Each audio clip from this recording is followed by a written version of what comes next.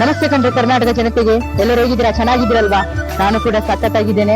ಇವತ್ತು ನಾನು ಬೀದರ್ ಜಿಲ್ಲೆಗೆ ಬಂದಿದ್ದೇನೆ. ನಮ್ಮ ಕರ್ನಾಟಕದ ಕಿರೀಟವಾದಂತ ನಮ್ಮ ಬೀದರ್ ಜಿಲ್ಲೆಯಲ್ಲಿರುವಂತಹ ಕೋಟೆ ನೋಡುವುದಕ್ಕಂತ ನಾನು ಬಂದಿದ್ದೇನೆ. ಕೋಟೆ ಒಳಗಡೆ ಏನೆಲ್ಲ ಇದೆ, ಯಾವ ರೀತಿ ಇದೆ ನಮ್ಮ ಕೋಟೆ, ಇನ್ನು ಕೂಡ ಸುಮಾರು 600 ವರ್ಷಗಳ ಹಿಂದಿನ ಕೋಟೆ ಕಣ್ರಿ ಇದು. ಹಾಗಾಗಿ 600 ವರ್ಷದ ಹಿಂದಿನ ಕೋಟೆ ಈಗ ಯಾವ ರೀತಿ ಇದೆ, ಇನ್ನು ಏನೆಲ್ಲ ಒಳಗಡೆ ಇದೆ ಅಂತ ಎಲ್ಲವನ್ನು ವೀಕ್ಷಿಸೋಣ. ಹೋಗಿಂತ ಮುಂಚೆ ಒಂದು ಸ್ಮಾಲ್ ರಿಕ್ವೆಸ್ಟ್ ಕಣ್ರಿ, ಯಾರೆಲ್ಲ ನನ್ನ ಯೂಟ್ಯೂಬ್ ಚಾನಲ್ ನೋಡ್ತಾ ಇದ್ದೀರಾ, life of travel with Prasad ಎಂಬ ಯೂಟ್ಯೂಬ್ ಚಾನಲ್ ದಯವಿಟ್ಟು ಸಬ್ಸ್ಕ್ರೈಬ್ ಮಾಡಿ, ಲೈಕ್ ಮಾಡಿ, ನಿಮ್ಮ ಸ್ನೇಹಿತರೊಂದಿಗೆ ಹಂಚಿಕೊಳ್ಳಿ. ನೀವು ಮಾಡುವಂತ ಒಂದು ಲೈಕ್, ಒಂದು ಸಬ್ಸ್ಕ್ರೈಬ್ ನನಗೆ ಎಷ್ಟೋ ಸಪೋರ್ಟ್ ಸಿಗುತ್ತೆ. ಇನ್ನು ಹೆಚ್ಚಿನ ವಿಡಿಯೋಗಳನ್ನು ಮಾಡುವಂತ ಒಂದು ಕುತೂಹಲ ನನ್ನಲ್ಲಿ ಮೂಡುತ್ತದೆ. ಹಾಗಾಗಿ life of travel with Prasad ಎಂಬ ಯೂಟ್ಯೂಬ್ ಚಾನಲ್ ಅನ್ನು ಸಬ್ಸ್ಕ್ರೈಬ್ ಮಾಡಿ ನೋಡಿ, ವಿಡಿಯೋ ಹೇಗಿರುತ್ತೆ ಅಂತ ಕಮೆಂಟ್ ಮಾಡಿ ತಿಳಿಸಿ.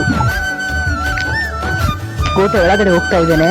ಮೇನ್ ದ್ವಾರ, ಮೇನ್ ಗೇಟ್, ಬಾಗಿಲು ನೋಡಿ ಕಣ್ರಿ ಎಷ್ಟು ಮಜಬೂತ್ ಆಗಿದ್ದಾವೆ. ಇದು ಮುಖ್ಯ ದ್ವಾರ ಮೊದಲಿಗೆ ಬರುವಂತದ್ದು ಕೋಟೆ ಒಳಗಡೆ. ಈ ಒಂದು ಕೋಟೆ ಸುಮಾರು 12ನೇ ಶತಮಾನದಲ್ಲಿ, ಅಂದ್ರೆ ಸುಮಾರು 600 ವರ್ಷಗಳ ಹಿಂದೆ ಕಾಕತಿ ಎಂಬ ವಂಶದವರು ಈ ಒಂದು ಕೋಟೆಯನ್ನು ನಿರ್ಮಾಣ ಮಾಡ್ತಾರೆ. ನಿರ್ಮಾಣ ಮಾಡಿದ ನಂತರ ಇದು ಬಹುಮನಿ ಸುಲ್ತಾನ್ ಅವರ ಆಳ್ವಿಕೆಗೆ ಒಳಪಡ್ತದೆ. ಈ ಒಂದು ಕೋಟೆ ಅವರ ಆಳ್ವಿಕೆಗೆ ಒಳಪಟ್ಟಾಗ ಸುಮಾರು 1429ರಲ್ಲಿ ಅಹಮದ್ ಶಾ ಭವನಿಯವರು ರಾಜಧಾನಿ ಕಲಬುರಗಿಯಲ್ಲಿ ಇತ್ತು. ಆ ಒಂದು ರಾಜಧಾನಿ ಕಲಬುರಗಿಯಲ್ಲಿದ್ದಾಗ ಅವ್ರು ಏನ್ ಮಾಡ್ತಾರೆ ಅಂದ್ರೆ, ಆ ರಾಜಧಾನಿಯನ್ನು ಈ ಒಂದು ಬಿದರಿಗೆ ಅವ್ರು ಏನ್ ಮಾಡ್ತಾರೆ, ವರ್ಗಾವಣೆ ಮಾಡ್ಕೊಂಡು ಬಿಡ್ತಾರೆ. ಎಲ್ಲಿ? ಬಿದರ್ಗೆ. ಈ ಒಂದು ಬಿದರ್ ಕೋಟೆಯಲ್ಲಿ ಏನು ಅವರ ಆಳ್ವಿಕೆಗೆ ಸಿಗ್ತದಲ್ಲ ಈ ಒಂದು ಕೋಟೆ, ಹಾಗಾಗಿ ಅವ್ರು ಏನ್ ಮಾಡ್ತಾರೆ ಅಂದ್ರೆ ಕಲಬುರಗಿ ಬಿಟ್ಟು ಈ ಒಂದು ಬೀದರ್ ನಗರಕ್ಕೆ ಬಂದಿಸಿಂದ ಅವ್ರು ಇಲ್ಲೇ ಅವರ ಒಂದು ಕೇಂದ್ರಗಳನ್ನು ಇಲ್ಲೇ ಮಾಡ್ಕೊಂಡು ಅವರು ಇಲ್ಲೇ ಜೀವನ ಮಾಡ್ತಾರೆ. ಮುಖ್ಯ ದ್ವಾರ ಯಾವ ರೀತಿ ಇದೆ ಅಂದ್ರೆ, ಯಾವುದೇ ಒಂದು ಆನೆ ಬಂದು ಗುದ್ದಿರುತ್ತಾ ಎಷ್ಟೋ 1000 ಜನ ಬಂದು ತಿಂದು ಹೊಡೆದ್ರು ಸಹ ಒಂದು ಬಾಗಿಲು ತೆಗೆದಿಲ್ಲ, ಅಷ್ಟು ಮಜಬೂತಾದಂತ ಬಾಗಿಲು ಇಲ್ಲಿದೆ ನೋಡಿ.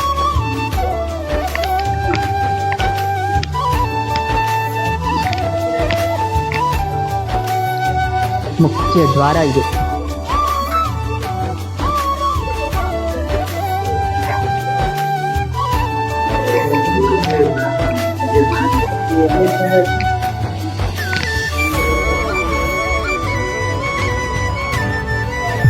ಈ ಒಂದು ಕೋಟೆ ಒಳಗೆ ರಂಗೀನ್ ಮಹಲ್, ತಾರಿಕ್ ಮಹಲ್, ಮತ್ತೆ ನೀರಾವರಿ ವ್ಯವಸ್ಥೆ, ಉದ್ಯಾನವನ ಎಲ್ಲವೂ ಕೂಡ ಈ ಒಂದು ಕೋಟೆ ಒಳಗಡೆ ಇದಾವೆ. ಆದ್ರೆ ಇಲ್ಲಿ ರಂಗಿನ ಮಹಲ್ ನೋಡುವುದಾದ್ರೆ ಲಾಕ್ ಆಗ್ಬಿಟ್ಟಿದ್ದಾರೆ ಕಣ್ರಿ. ಒಳಗಡೆ ಹೋಗೋದಕ್ಕೆ ಇದೇನೋ ಇಲ್ವೋ ಗೊತ್ತಿಲ್ಲ. ಇಲ್ಲಿ ಹಾಕಿದ್ದಾರೆ ನೋಡಿ 1000 ಕೊಠಡಿ. ಇದ್ರ ಒಳಗಡೆ ಸಾವಿರಾರು ಕೊಠಡಿಗಳಿದಾವಂತೆ. ಇದ್ರ ಒಳಗಡೆ ಮೇನ್ ದ್ವಾರದ ಒಳಗಡೆ ಇದಾವಲ್ಲ, ಒಳಗಡೆ ಸಾವಿರಾರು ಕೊಠಡಿ ಇದಾವಂತ. ಹೋಗೋದು 1000 ಕೊಠಡಿಗಳ ಒಳಗಡೆ ಬಂದಿದ್ದೇವೆ ಈಗ. ಅದರೆಲ್ಲ ನಿಶಬ್ದವಾಗಿದೆ, ಪಕ್ಷಿಗಳ ಕೂಗಾಟ ಕೇಳ್ತಾ ಇದೆ.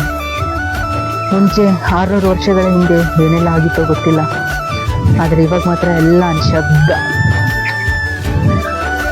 1000 ಕೊಠಡಿಯ ಒಳಗಡೆ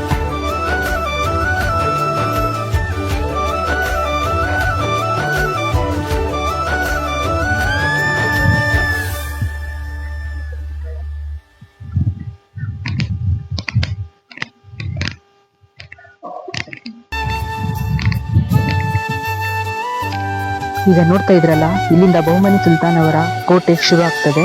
ನೋಡುವ ಬನ್ನಿ ಹೇಗಿದೆ ಅಂತ.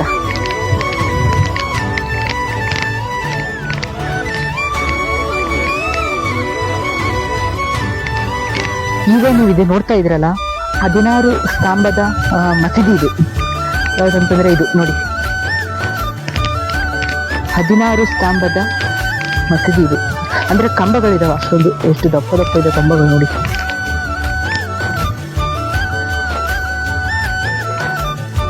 ಇದು 16 ಸ್ತಂಭದ ಮಸೀದಿ ಇದು.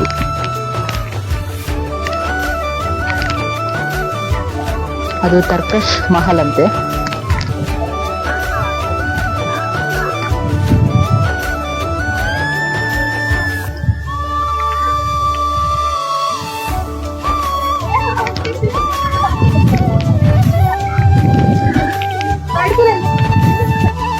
ಈ ಒಂದು ಕೋಟೆಯ ಸುತ್ತಳತೆ 5.5 ಚದರ ಕಿಲೋಮೀಟರ್ ಉದ್ದ, ಅಷ್ಟೊಂದು ಉದ್ದ ಇದೆ.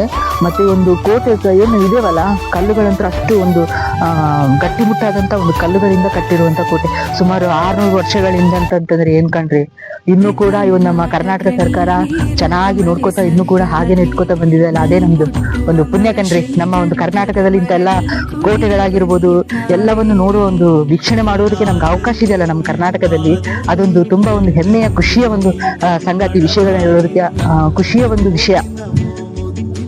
ಏಕೆಂದ್ರೆ ಸುಮಾರು 600 ವರ್ಷ ಎಲ್ಲಿ ಕಂಡ್ರಿ, ಅವಾಗಿಲ್ಲಿ ಇವಾಗಿಲ್ಲಿ, ಆದ್ರೂ ಸಹ ಒಂದೊಂದು ಕಟ್ಟಡ ಕೂಡ ಹೇಗಿದಾವೆ, ಕೆಲವೊಂದ್ ಕಡೆ ಡ್ಯಾಮೇಜ್ ಆಗಿದಾವೆ ಮಾತ್ರ ಬಿಟ್ರೆ ಇನ್ನೂ ಕೂಡ ಹಾಗೇನಿದೆ. ಎಷ್ಟು ತುಂಬಾ ಖುಷಿ ಕೊಡುತ್ತೆ ಕಣ್ರಿ ನೋಡುವಾಗ. ಆಗಿನ ಒಂದು ಕಾಲದಲ್ಲಿ ಈ ಒಂದು ಹಿಂದೂ ಸಂಪ್ರದಾಯದಲ್ಲಿರುವಂತ ನಮ್ಮ ಕಲ್ಲಿನ ವಿಗ್ರಹಗಳು ಯಾವ ರೀತಿ ಇದ್ದು ನೋಡಿ.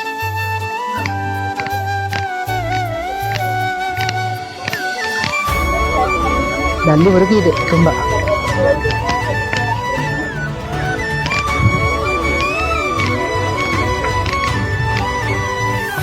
ಬಿಸಿಲಿಗೆ ಕಾಣುತ್ತೇ ಇರ್ಬೋದು,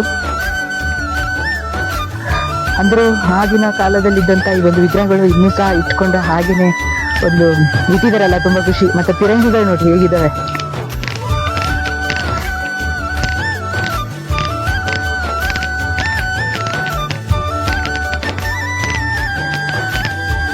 ಬಾಂಬ್ ಹಾಕಿದ್ರೆ ಸೀರೆ ಹೋಗಿ ಬೀಳೋದು. ಆಗಿನ ಕಾಲದ ಫಿರಂಗಿಗಳು ಎಲ್ಲ ಇದಾವೆ. ಮತ್ತೆ ಇದು ಬೀಗ ಹಾಕ್ಬಿಟ್ಟಿದ್ದಾರೆ, ಏನಕ್ಕೂ ಗೊತ್ತಿಲ್ಲ, ಬೀಗ ಹಾಕಿದ್ದಾರೆ. ಮತ್ತೆ ಅಲ್ಲಿ ಒಂದಿದೆ, ಯಾವ ಕಡೆ ಹೋಗ್ಬೇಕು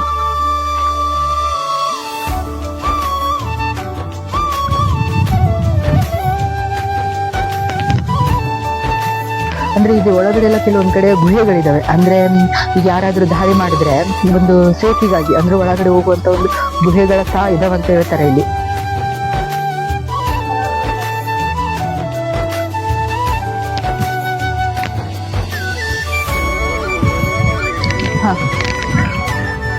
ಈ ಒಂದು ಜಾಗ ನೋಡ್ತಾ ಇದ್ರಲ್ವಾ ನೀವು, ಈ ಒಂದು ಜಾಗದಲ್ಲಿ ಕುದುರೆಗಳನ್ನ ಕಟ್ತಾ ಇದ್ರಂತೆ. ಈ ಒಂದು ಜಾಗದಲ್ಲಿ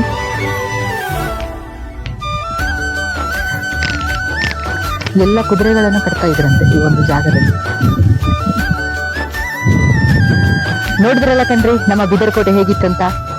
ಈ ಒಂದು ಸುಮಾರು 600 ವರ್ಷಗಳ ಹಿಂದೆ ಇರುವಂತಹ ಈ ಒಂದು ಕೋಟೆ ಇನ್ನೂ ಕೂಡ ನಮ್ಮ ಕರ್ನಾಟಕದ ಕಿರೀಟವಾದಂತಹ ನಮ್ಮ ಬೀದರ್ ಜಿಲ್ಲೆಯಲ್ಲಿ ಹಾಗೆ ಉಳಿತಾ ಬಂದಿದೆ. ಇನ್ನೂ ಸಹ ಮುಂದೆ ಹಾಗೇನೆ ಉಳಿಲಿ ಎಂದು ನಾನು ಆಶಿಸ್ತೇನೆ. ಈ ಒಂದು ಕೋಟೆ ಯಾವ ರೀತಿ ಇತ್ತು ನಮ್ಮ ಬೀದರ್ ಜಿಲ್ಲೆಯಲ್ಲಿ ಎಂಬುದನ್ನು ಕಮೆಂಟ್ ಮಾಡಿ ತಿಳಿಸಿ. Life of travel with Prasad ಎಂಬ ಯೂಟ್ಯೂಬ್ ಚಾನೆಲ್ ಅನ್ನು ದಯವಿಟ್ಟು ಸಬ್ಸ್ಕ್ರೈಬ್ ಮಾಡಿ, ಲೈಕ್ ಮಾಡಿ, ನಿಮ್ಮ ಸ್ನೇಹಿತರೊಂದಿಗೆ ಹಂಚಿಕೊಳ್ಳಿ ಎಂದು ತಮ್ಮನ್ನು ಕೇಳಿಕೊಳ್ತೇನೆ. ಮತ್ತೊಂದು ವಿಡಿಯೋದಲ್ಲಿ ಮತ್ತೊಂದು ಸ್ಥಳದಲ್ಲಿ ನಿಮ್ಮೊಂದಿಗೆ ಭೇಟಿಯಾಗುತ್ತೇನೆ. ಅಲ್ಲಿವರೆಗೂ ಬಾಯ್.